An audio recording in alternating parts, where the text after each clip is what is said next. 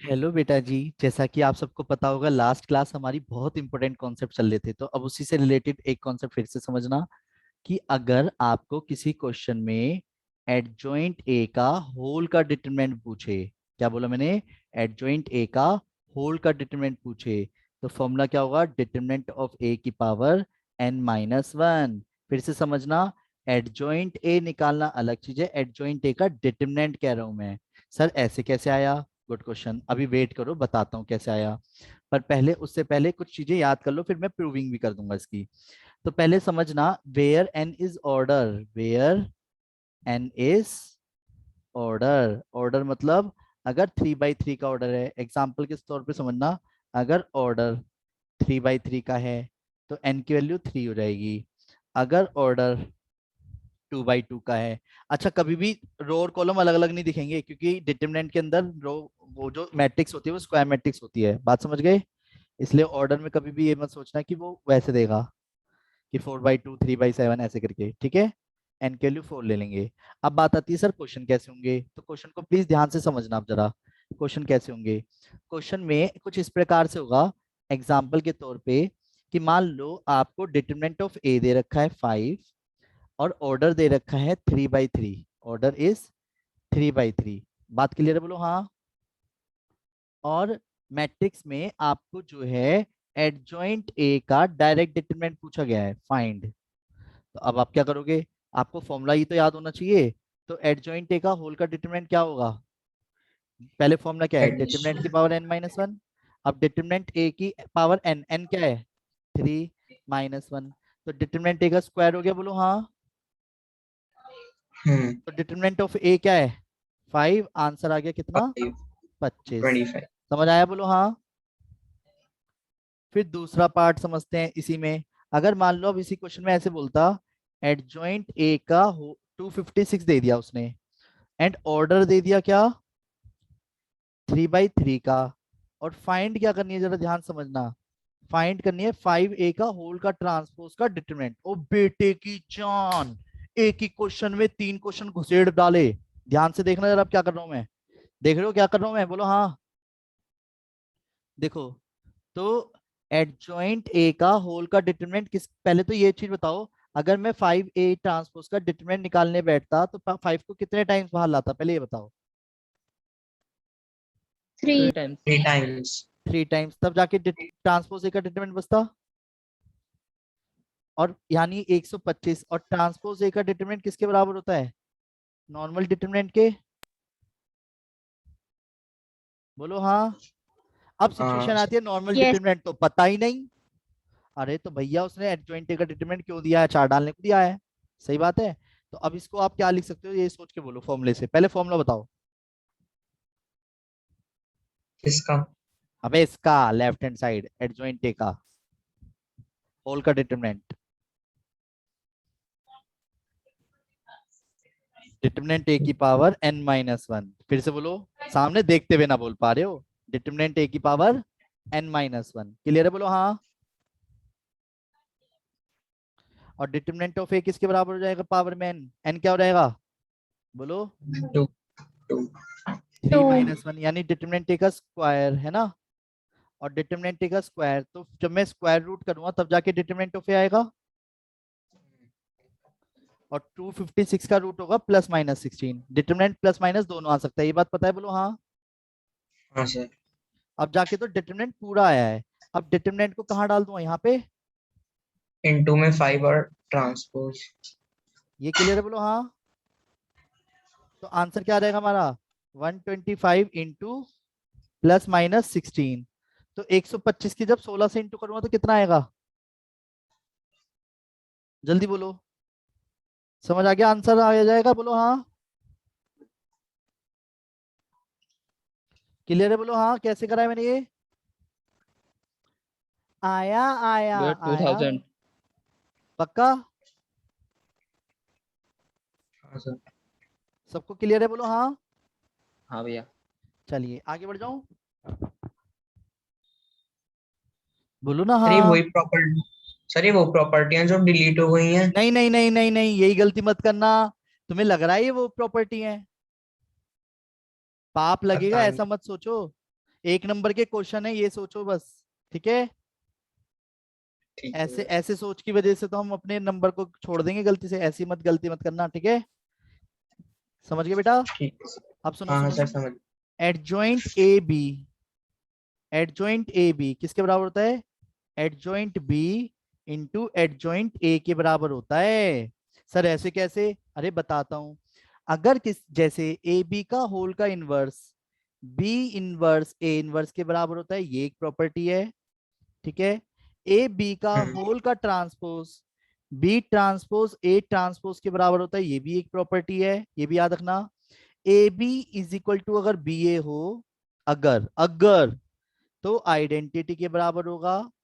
ठीक है, ए की ए इनवर्स में मल्टीप्लाई करें या ए इनवर्स की ए में, आइडेंटिटी के बराबर होगा। बहुत सारी प्रॉपर्टी लिख रहा हूँ, ये अपने आप में ये बहुत सारे क्वेश्चंस हैं, याद रखना। जब क्वेश्चनों में पर यूज नहीं होते, कहाँ यूज होते पता है पर हमें, पर अभी समय के साथ फिर से पता चल जाएंगे ये।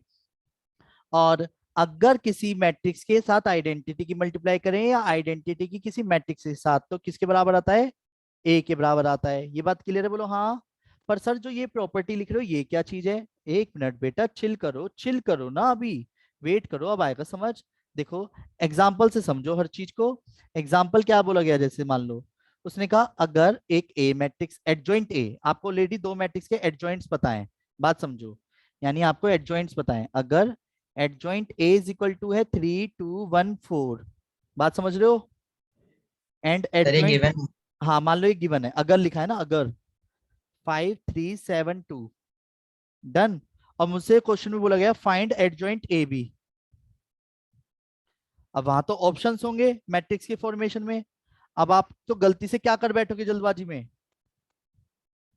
एडजॉइंट ए बी का मतलब adjoint A into adjoint B तो नहीं है, तो एडजॉइंट बी पहले लिखा जाएगा और एडजॉइंट ए बाद में। क्योंकि हमें ये बात भी बहुत अच्छे से पता है कि ए बी बी ए के बराबर नहीं होता, अगर होगा तभी तो आइडेंटिटी के बराबर होता है, नहीं समझे? पर ए बी बी ए के बराबर नहीं होता, तो दो मैट्रिक्स की इंटू आगे पीछे होने से बहुत बड़ा अंतर आता है, ये बात पता है? बोलो हाँ, बोलो हाँ। तो जिसकी वजह से अब आप आराम से मल्टीप्लाई कर सकते हो। 5 3 जा 15, +3 1 जा 3, 5 2 जा 10, 4 3 जा 12, 7 3 जा 21, 2 1 जा 2, 7 2 जा 14, 2 4 जा 8। आंसर क्या आया? 18, 22, 23 और 22। आगे समझ, बोलो हाँ। क्लियर है? कैसे निकालेंगे, बोलो हाँ। ये सब बहुत इंपॉर्टेंट है, बहुत इंपॉर्टेंट। समझ गए मेरी बात? बोलो हाँ। अब लास्ट बात है, जरा उसे समझना बहुत अच्छे से। पांचवा पॉइंट, अगर किसी क्वेश्चन में ट्रांसपोज ए का डिटरमिनेंट बोले, तो वो नॉर्मल डिटरमिनेंट के बराबर होता है अपोन में। अगर ट्रांसपोज ए का डिटरमिनेंट बोले तो, ट्रांसपोज नहीं, इनवर्स का डिटरमिनेंट बोले तो 1 अपॉन डिटरमिनेंट ऑफ ए के बराबर होता है। एग्जाम्पल के तौर पे, अगर मैंने आपसे कहा यार डिटरमिनेंट ऑफ ए तो 7 है, और ऑर्डर जो है, ऑर्डर इज 3/3 का है, और आपसे मैं सीधा बोलता फाइंड करो बेटा ट्रांसपोज ए का डिटरमिनेंट, तो क्या आप फाइंड कर लेते? अगर नहीं पता होता, आप सोच में पड़ जाते पता नहीं क्या है। तो ट्रांसपोज ए का डिटरमिनेंट किसके बराबर होगा? 1 अपॉन नॉर्मल डिटरमिनेंट के। तो आंसर क्या हो गया, बोलो बोलो जल्दी से, आंसर क्या होगा? इसका ऑर्डर से कोई लेना देना नहीं है फॉर्मूले का, तो आंसर क्या होगा? सर 1/7। इनवर्स। 1/7। क्लियर है? बोलो हाँ। मतलब इसमें इनवर्स का मतलब दोनों सेम होंगे। हाँ इनवर्स वाला और डिटरमिनेंट है दोनों। हाँ हाँ हाँ, ठीक है। 1 upon determinant of A inverse के डिटरमिनेंट के बराबर होता है। ठीक है, बोलो हाँ। और एक क्वेश्चन इस तरीके का भी यूज होता है कि ए इनवर्स का ट्रांसपोज करो या किसी ट्रांसपोज करने के बाद किसी मैट्रिक्स का इनवर्स करो, एक ही बात होती है। मेरी बात समझ रहे हो क्या बोल रहा हूं मैं? ये बहुत छोटी छोटी बातें लिखी हैं हर क्वेश्चन के साथ मैंने, नॉर्मल। अब सुनो, और वी नो दैट, अब जरा मैं प्रूविंग करता हूं। वी नो दैट क्या, कि ए इनवर्स किसके बराबर होता है? आप जो देखते आए हो, एडजॉइंट ए के होल के डिटरमिनेंट के बराबर, बोलो हाँ। अपॉन में, अब मुझे एक चीज बताओ, अगर मैं डिटरमिनेंट को इनटू में ले गया ए इनवर्स के साथ, तो कोई दिक्कत तो नहीं है किसी को? नहीं सर। अब सुनो, अगर मैं मैग्नीट्यूड करता हूँ मॉडुलस ऑन बोथ साइड, मैंने कहा determinant on both side, determinant करा बोथ साइड, तो डिटरमिनेंट क्या आएगा, ये एक कांस्टेंट वैल्यू है, डिटरमिनेंट ऑफ एक कांस्टेंट वैल्यू है, ए इनवर्स एक मैट्रिक्स है, इसका होल का डिटरमिनेंट करा, तो डिटरमिनेंट ऑफ एडजॉइंट ए के बराबर हो गया। अब एक चीज बताओ, ये कांस्टेंट कितने टाइम्स बाहर आएगा डिटरमिनेंट से, ये एन कांस्टेंट टाइम। कितने एन टाइम्स बाहर आएगा, ये बात समझ आ रही है। तो यस जाकर के सर। ए इनवर्स का डिटरमिनेंट बचेगा, बोलो हाँ। अब वेट, डिटरमिनेंट ऑफ ए की पावर एन, इसको क्या लिखा जा सकता है, इसको यहाँ पे सोचो, अभी बताया ताजा ताजा, आपको बराबर में दिख भी रहा होगा। ए इनवर्स का डिटरमिनेंट किसके बराबर लिखा जा सकता है, बोलो। 1/a एक डिटरमिनेंट। 1/डिटरमिनेंट ऑफ ए के बराबर लिखा जा सकता है। हम्म तो यानी कि जब ये दोनों सेम है, तो जब बेस सेम होता है तो ऊपर वाली पावर में से नीचे वाली पावर कम हो जाती है ना। इसीलिए याद रखना, क्या याद रखना, एडजॉइंट ए का होल का डिटरमिनेंट डिटरमिनेंट ऑफ ए की पावर n-1 होता है। क्लियर है, जो मैंने याद करा चुका हूं आपको, कि डायरेक्ट एडजॉइंट ए का होल का डिटरमिनेंट डिटरमिनेंट ऑफ ए की पावर n-1 होता है। क्लियर है, बोलो हाँ। प्रूविंग है। हाँ, मैंने जान के इसलिए करा दी जिससे याद रहे, ठीक है, बोलो हाँ। ठीक ठीक है। अब वेट एक मिनट, इसी के ब्याह पे एक प्रूविंग और कर देता हूं, सभी ध्यान से समझना। ए बी का होल का inverse B inverse A inverse के बराबर होता है, पर इससे क्या होगा, अब आपको कॉन्सेप्ट याद हो जाएगा। देखो कैसे, मैं बताता हूँ फिर से। वी नो दैट, कि आप जानते हो, क्या जानते हो, अगर किसी भी मैट्रिक्स के इनवर्स की मल्टीप्लाई उसी मैट्रिक्स के साथ की जाए तो किसके बराबर होगा, सोचो। अगर किसी मैट्रिक्स की आइडेंटिटी। मल्टीप्लाई उसके इनवर्स के साथ मल्टीप्लाई करी जाए, या इनवर्स की मल्टीप्लाई ए के साथ करी जाए, तो किसके बराबर होता है, आइडेंटिटी। आइडेंटिटी के, आइडेंटिटी। है ना, इसे याद हो रही है कुछ चीजें।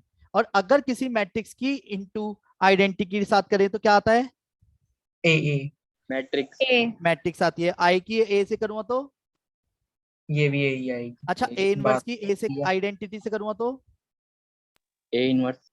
क्योंकि ए इनवर्स भी तो एक ये मैट्रिक्स नहीं होती है, और आइडेंटिटी की ए इनवर्स से मल्टीप्लाई करूंगा तो। ये भी ए इनवर्स। इनवर्स। तो इन शॉर्ट सुनो, ये किसके बराबर आएगा, यानी आइडेंटिटी के, बोलो हाँ। अब सुनो, ए बी था, मैंने बी इनवर्स से मल्टीप्लाई कर दी बाद में, क्या कोई मुझे मना करेगा, मैंने दोनों तरफ। पर एक चीज याद रखना, अगर राइट हैंड साइड से बी इनवर्स की मल्टीप्लाई करी है तो दूसरी तरफ भी राइट हैंड साइड से ही मल्टीप्लाई करूंगा। ये बात क्लियर है, बोलो हाँ, बोलो हाँ। और हाँ बी सर की हाँ। बी इनवर्स में मल्टीप्लाई करके किसके बराबर आएगा, आइडेंटिटी के। आई और इसका आइडेंटिटी गायब कर दूं, और अब इसका भी आइडेंटिटी गायब कर दूं, बोलो हाँ। हाँ सर। अब इधर का ए हटाना है तो कितने से मल्टीप्लाई करूंगा, बोलो।